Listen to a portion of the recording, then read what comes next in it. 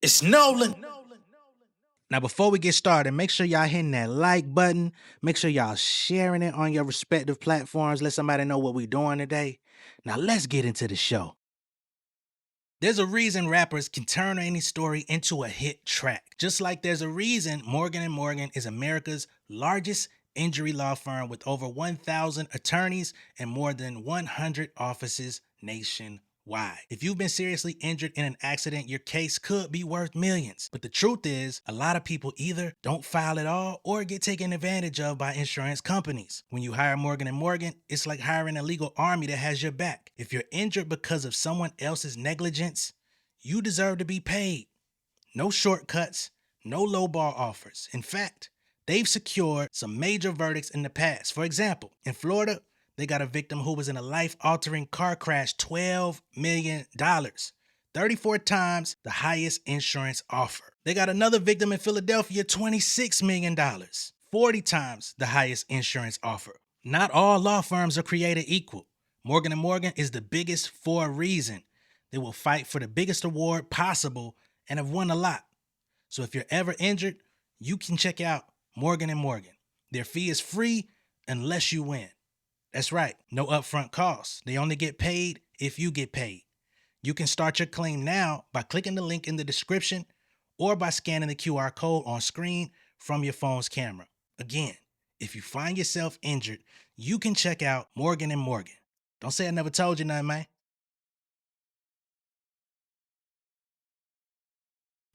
What's going on, beautiful people? It's the kid J Nolan here. Welcome back to another episode of Inside the Industry, your number one source for music, entertainment, commentary, and breakdowns. Hope everybody's doing well out there this evening. Before we get started, you see we got the Family Over Fame crew neck. Make sure you go ahead and get you one. If you're on mobile, just hit the shop button in the description. If you're not, go on my channel, hit the store. You could check out all of the items available for you. And again, if you get this essential crew neck and you like it a little bit more loose, be sure to size up. All right, now let's get into Wale.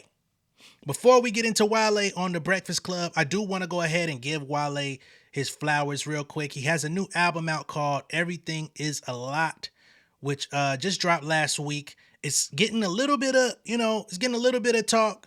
People are pushing it out there and stuff like that. But again, I want to give him his flowers because from what I've heard of the album, I have not had the opportunity to complete it.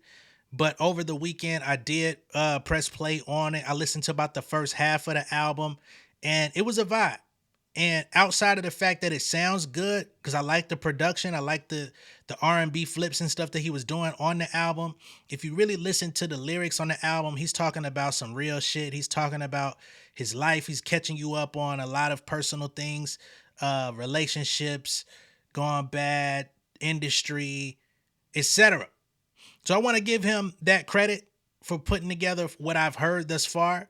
I'm gonna finish it this weekend, but with everything going on in life, keeping up the channel, everything, sometimes it's hard to really lock in on albums, especially when albums are 15, 16 songs and other stuff is going on requiring attention. But I do want to give him that. Okay, now there's a clip that's going like really viral from Wale on the Breakfast Club, and it relates to J. Cole. Now, J. Cole, boy, you are in a tough ass position, bro. I ain't gonna fucking lie.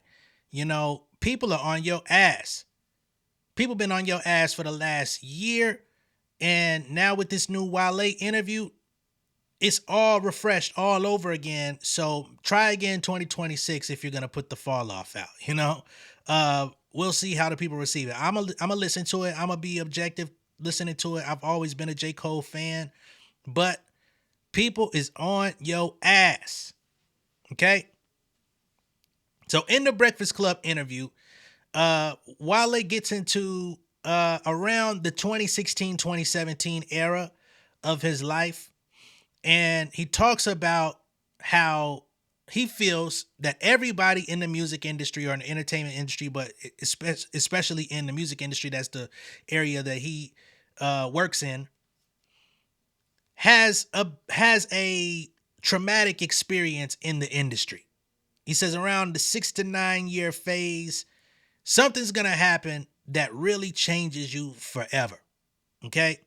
Now, the first thing that he talked about in that era was some financial investments that went wrong, where I think he said millions of dollars was stolen from him and he wasn't able to recover it. And it was people that he was dealing with. I think he was being managed by Scooter Braun and some other people at the time. And I guess he was advised to put some money somewhere. And next thing you know, money gone. I think there was also around the time that his child was being born, which I didn't even know Wale had a child. Great job on keeping that concealed and keeping that private.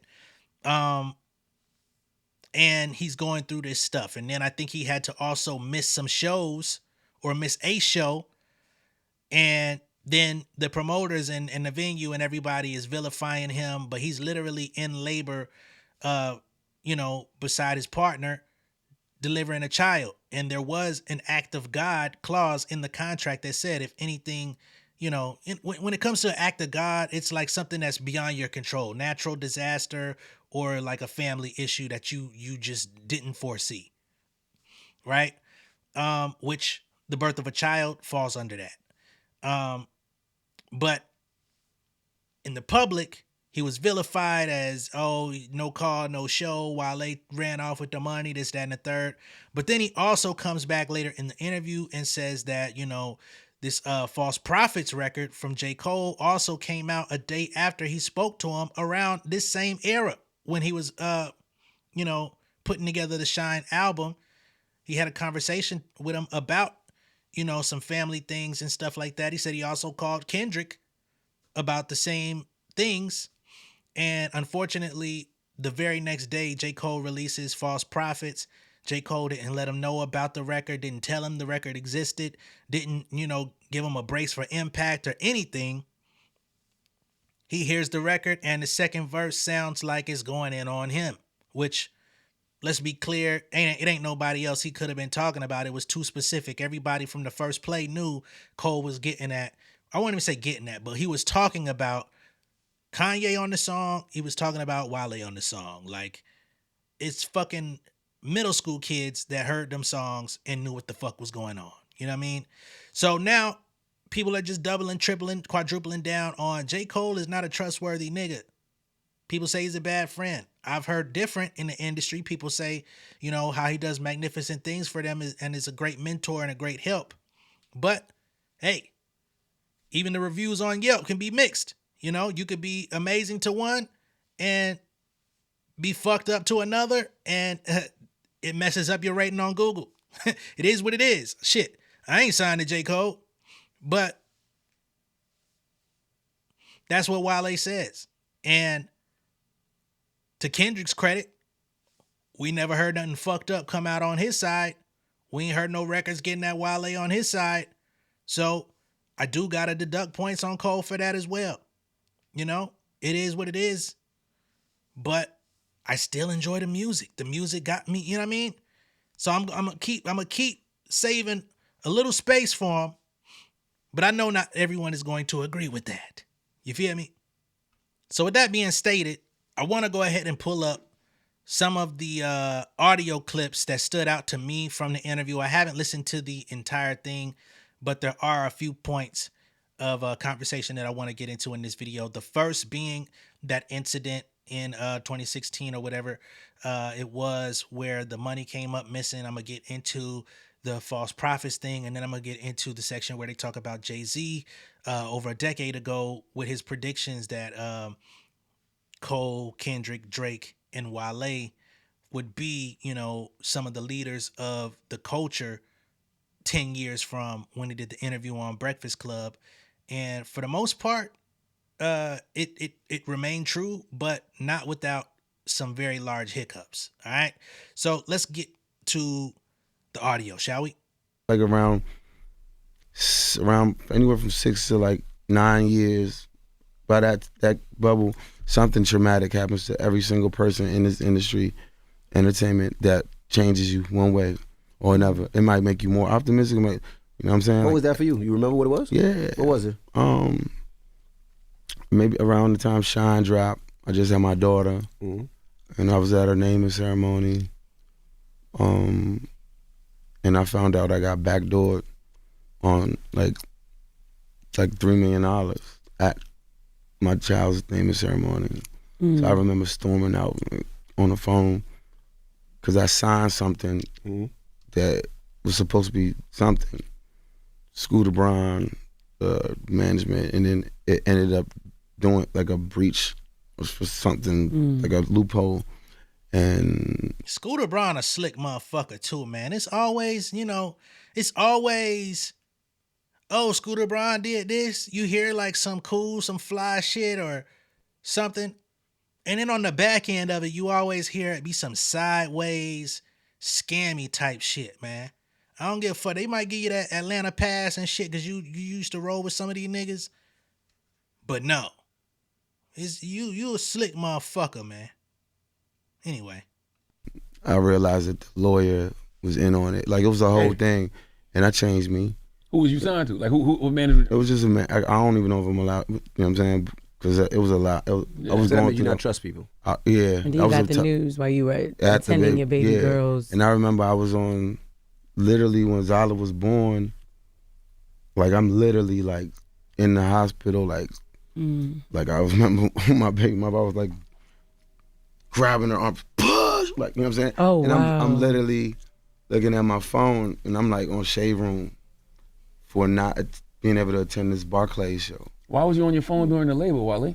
In and out, man. There's some things out you don't want to see, but I was locked in. During the birth. I was locked in. I was locked in. But I mean, like it's just like, oh, Wale doesn't attend his Barclays show. When it really is, it was an act of God clause in my contract that say, because we was due, and like just like that, like how ruthless it was. Like, I'm bringing life into this world, and like seeing what that changed me. Yeah. When Lotus Flower Bomb dropped, I'm grateful for all the success, but like, I submitted the song, and when I heard it on iHeart, every hour, 1 hour, stimulus package, right? My voice was pitched up. They made a couple changes, and I'm like, that changed me. But that was a hit. That's an interesting piece there. So he says Lotus Flower Bomb, which is one of the biggest hits of his career, possibly the biggest hit of his career. Him and Miguel. Remember, this is the era when Lotus Flower Bomb was going crazy with Miguel. Goddamn, Power Trip with J. Cole was going crazy with Miguel. Miguel had How Many Drinks and all that shit with Kendrick. Like, that was a fucking time. Man. But he says the record comes out, it hits radio, and they're playing it all sped up and they changing shit. Basically, it sounds to me like the packaging of the record was more tailored for Miguel. You know what I'm saying? And they weren't playing the song in its intended form. Now, for people that don't, create music and go in the studio and belabor this shit and come up with these ideas, these concepts, these lyrics, these bars, put your heart on wax, you might look at it and say, man, fuck that. At least it worked. At least it was a hit. At least people heard the record. At least. And you wouldn't be wrong if you feel that way, right? Because I'm not here to diminish anybody's feelings in that way, because that's the real world.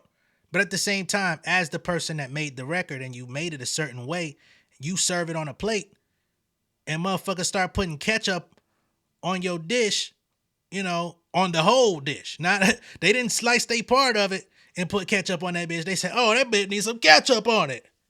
And you like, bitch, I didn't even want tomatoes on this, and you done put a whole thing of this sugary shit on my cuisine. I'ma fuck you up. And it'd be little things like that hurt artists' feelings. But unfortunately, especially for a man or male artist, talking about things that hurt your feelings, it puts you in that you a soft, fast, emotional. Like this, it's the story that's followed Wale his entire career. Soft ass, emotional, passive aggressive ass nigga. And it's hindered him to the point to where even when he drops good music, people are just largely uninterested. You know? It's crazy. But it changed me because like, how could you work on this song Without and having like, and the then like, control that they have. imagine you having a conversation Yeah. with somebody and it's like going to the world and like you hear it on the radio and it's like, why do I sound like a And it chipmunk? don't, yep, it didn't sound like what it was when you And finished. it just made me again to trust things and whatever. You know, I mentioned it on Joe's show, like just even being like, yo, you about to get this award, and like you get up and then, you know, like embarrassment and all of that. Like a lot of things changed me. Like Complex leaking the conversation we had, even though I was lunching a little bit, but like, what company does that? Like we've all called a company and cursed them out. They don't post it. Like things like that. Like kind of like, you I know, feel like everybody was against you. I mean, coming from DC, there's nobody like how could I not? Like there ain't nobody that no OGs from DC was like, I'm gonna make sure he, bro. They, you know, they wasn't nobody to go to. So I did feel like that. But And you so know, you man, wanna- Wale, we've had these conversations before off air, man. Happiness is a choice. Not discarding anything that you've ever been through, but happiness is a I'm not really trying to hear Charlamagne with his therapy speak right now, but just trying to let Wale tell his piece, right? So there's that. They get into, you know, the hyper therapizing thing. I don't even know if that is a fucking word, but it is today. And that's cool. That has its place. I'm sure that was great for the conversation. But we're going to fast forward to the part where he actually harkens back to the Shine era once again. And this is where he speaks on the J. Cole Kendrick thing, where Cole, you know, he says they're still good. They're still friends, still homies to this day. But it changed his perspective on how he approaches people in the industry with personal problems, aka he no longer does that because the friendship he sees ain't what he thought it was. So who inspired everybody that's inspiring the youth? I want to more on. I'm just clearing it to you. I know you just a mirror, but my fear is only you. Like I'm only scared of like I'm only fearing myself and what I'm capable of. You know what I'm saying? Like my cousin who passed, I was just telling you about. I like now looking back on it, I was in like I definitely was in a psychosis for like 2 weeks at least. Because looking back on it, just things I was doing. I remember I called Kendrick around that time. We talked about like we just had that was at that time, and I remember like getting ready to have my child. I talked to Cole. That was probably the only 2 times I really leaned on an industry person. You know, so. But the crazy thing is, False Prophets came out the next day. I was gonna ask you about that. False Prophets came out very next day after. But I ain't take it though. You know what I'm saying? But I think He didn't tell you the record was dropping? Nah, but I mean, he said it's not really about me. But I mean, all I'm saying is that's I love him. That's my brother. Whatever. I think I kind of halted telling any industry person anything too deep like around that time. Like I just like, you know what? I don't even want to think that they using this like, you know what I'm saying? So Yeah. the answer to that question is no, not no more now. All right, so that's the piece about Cole. Now, one thing I want to kind of interject, if that's the word, is because I see some people taking Wale's words and kind of flipping them and trying to be like, oh, Wale, you thought Cole went in the booth and heard the conversation you had, wrote the song, recorded the song, made the music video for the song, and put it out the next day. That doesn't happen. Not like that. And to what I'll say to that is, it didn't happen like that, right? The point is that Wale felt like, I fuck with you, homie. You know what I'm saying? For people that don't know, Wale and J. Cole were very much lockstep as 2 young guys coming into the industry under the same kind of tutelage, right? Cole being from Fayetteville, North Carolina, but living in New York. He got the Jay-Z cosign. He was a Rock Nation artist. You know, they say he's the first one signed to Rock Nation, right? But Wale coming out of DC, he also had the Rock Nation cosign, and was being managed by Roc Nation at the very same time. Cole was signed to Roc Nation as a recording artist. Wale, on the other hand, I believe turned down Roc Nation as a recording artist and instead chose to be managed. If you go back to those early days when they were dropping mixtapes and J. Cole's first album is about to drop, you go back to Blueprint 3 tour, both J. Cole and Wale were performing on the Blueprint 3 tour. I think that's 2009, 2010. And just, I think the year before, J. Cole was opening up for Wale on college tours. You know what I'm saying? And then after the Blueprint 3 tour and J. Cole's debut album finally comes out, Wale also opened up on J. Cole's tour. You know what I mean? So the shoes were now switched. So these guys are coming up under the same, they might not have been signed to the same label, but they were going through the same system because Jay-Z was trying to build that infrastructure of what Roc Nation was. Rihanna being also there, a vet, but, you know, she was there. Other artists they ended up signing, Rita Ora, all these other different people. Some folks fell off the wagon, others stayed, you know, whatever. But I point that out because some people may look at it like, oh, they wasn't even really that close. That's a fucking lie. You know what I mean? Them niggas was definitely close, and they had plenty of time spent together doing all of those tours, being around each other. This wasn't no one tour on no Drake Club Paradise shit. Them niggas did about 2-3 tours together. All right? Early on. So, with him feeling like they had that close bond and him coming to J. Cole to speak on a personal level, because he clearly felt like they was tight enough for him to bring something personal to him. And then the very next day, he hears a song and it's like, damn, is he dissing me? It ain't even about the subject matter of the song. It's just the fact of you saying some shit that applies too close for comfort, my nigga. And I just talked to you yesterday. Yeah, I'm gonna feel some type of way about that shit. Are you crazy? And you ain't even gonna let a nigga know, like, hey, bro, I kind of used your situation as inspiration for this new song. I just want you to know when you hear it, because I know people gonna hear it and put your name on it. You know, I ain't saying I'm not dissing you, but I'm using your situation for a teachable moment. You know what I mean? This is for the listeners. At least let a nigga know. Let a nigga know. Shout out to Saigon. You know? So I do gotta give, I gotta deduct points on Cole for that shit, man. You weren't keeping it silent, bro. It is what it is. And people are rightfully on your ass because you didn't do it then. And then when it came to Kendrick and Drake, you ain't keep it solid there neither. Because you ended up keeping it solid with the other nigga. And then when y'all niggas got Hadoukened at the same motherfucking time, you was the first to jump out and the first to jump off. Niggas is rightfully on your ass about that. I'm still a fan. I'm still gonna listen to the Fall Off. I still go back and listen to some of that music. You know what I'm saying?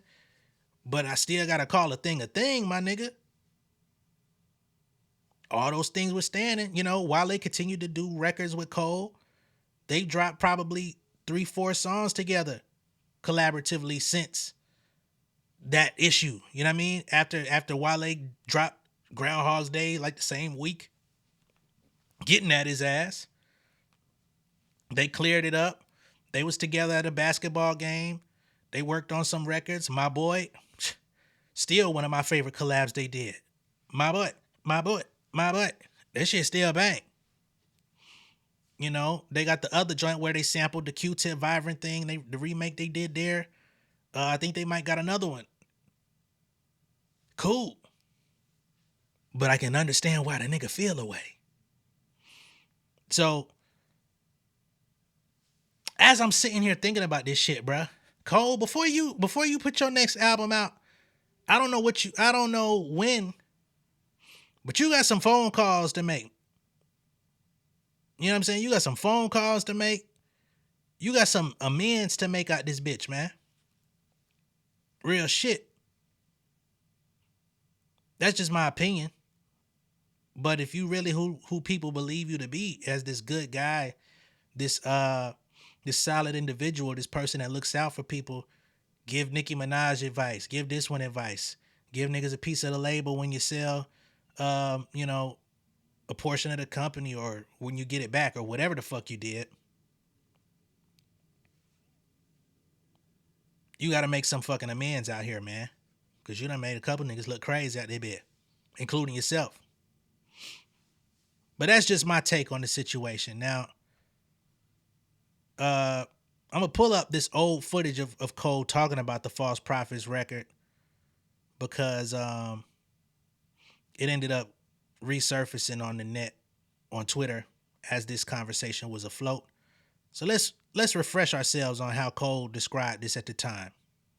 Again, we're going to play audio because this is, I believe this is the Angie Martinez interview. And some of this stuff, you know, it gets tricky with copyright. So let's just play the audio. Yo, this conversation, I can't hold somebody else accountable without holding myself accountable. Where it's like, I have to look at my own life. Like, that's what False Prophets is saying. This second and third verse. The second verse, I'm telling my homeboys, like, damn, bro, you stressing because they not feeling your shit and you can't get people to worship you. I feel you, though. Because have I sat in that same seat, if I really being honest with myself? Have I been mad because it's like, man, they not praising me like they, that's ego. The third verse is me talking, going into that even more. So I'm not holding somebody else accountable and not holding myself. I got to ask myself these same questions. Yeah. And somebody should feel free to hold me accountable the same way. And everybody that's in a public space, hold them accountable. From the president to your mayor to your favorite rapper to your favorite singer. What is the intention behind this? You know what I mean? And like, what's the balance? Yo. J. Cole, you are getting your fair share of accountability today. And when I say today, I ain't talking about Wednesday, November 19th.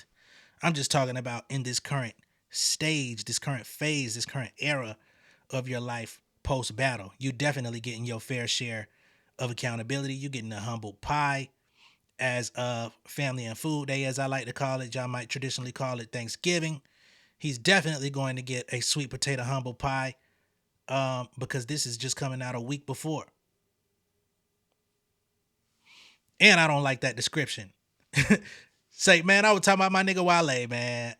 We ironed that shit out, man. It was cool. You come on, man. You supposed to be solid, bruh. But let me know what y'all think of all this down below in the comments. Be sure to like and share this video. If this is your first time seeing me on YouTube, go ahead and subscribe to the channel, become an insider. Once again, I want to thank everybody who's been going out and getting their Family Over Fame gear. I greatly appreciate the support. I greatly appreciate the fact that y'all would even want to wear this title on y'all on your body. You feel me? Because it's one thing for me to come up with some shit and wear it, but it's a whole other thing for other people to actually put their dollar behind it, say they want it, wear it outside. You know what I mean? I greatly appreciate that. I'm so grateful. Be sure to get your own if you fucking with it. All right? I'm going to catch y'all on the next one. Y'all be good out there. Peace.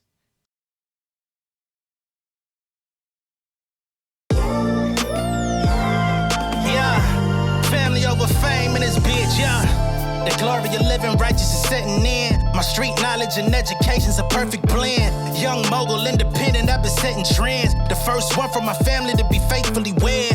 Fuck niggas and the horses that they riding on. I see this shit from all angles like a polygon. I'm never politicking, the drama be piling on. Father and greats unacknowledged like I'm Bobby Bonds. Conversation with my lady about the paper route. 5 sit bank accounts, every day I make it count. They down talking my commentary for hating now. Well, I can take it cause I'm bodying your favorite now, please. I can do this shit in my sleep. I been writing for these niggas, y'all read it and weep. I been fighting these niggas if you speak on the street. I'll turn your birthday party into New Year's Eve. Don't let me take it there. We ain't playing fair. This the ATL, Southside nigga moving furniture like Wayfair. Life on hold, no insurance for your healthcare. Lifeline gone, so you wanna be a millionaire? Well, let me tell you about this world I built. The women I dodged, the niggas that I read for filth. The sympathy calls, consulting for the stacks I built. I had to